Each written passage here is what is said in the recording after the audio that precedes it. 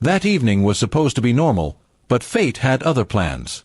I left work earlier than usual, thinking I'd surprise my wife with dinner. We hadn't been connecting much lately, and I thought maybe a quiet night together would help. As I parked outside, I noticed an unfamiliar car in the driveway.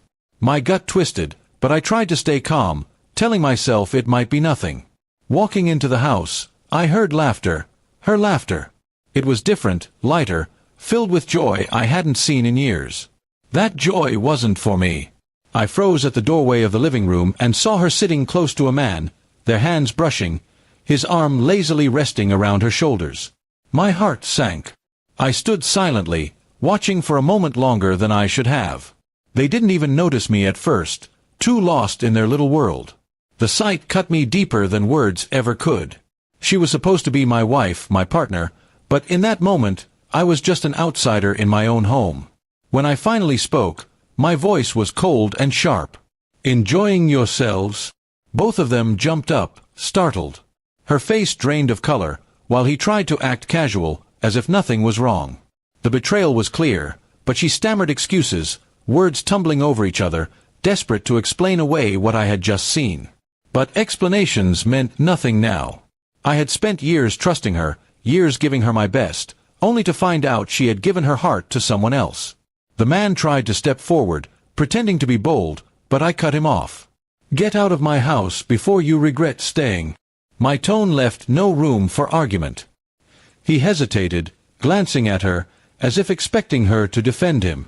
But she stood frozen, lips trembling, unable to choose between us. Finally, he muttered something under his breath and left quickly, avoiding eye contact. The door slammed, leaving the two of us in a heavy silence that weighed more than words. She tried to speak again, but I didn't let her. "Don't waste your breath," I said firmly. "I've heard enough." I walked past her, straight to the bedroom, where I began pulling out bags. My hands shook, not from weakness, but from the storm raging inside me. As I packed, she followed, begging me to listen, swearing it was a mistake, that she loved me, that it wasn't what it looked like. But love doesn't sneak around behind closed doors. Love doesn't laugh with another man while your husband works himself tired to keep everything afloat. I didn't raise my voice. I didn't need to. My silence was louder than any scream. I gathered my things with steady movements, showing her that my decision was final.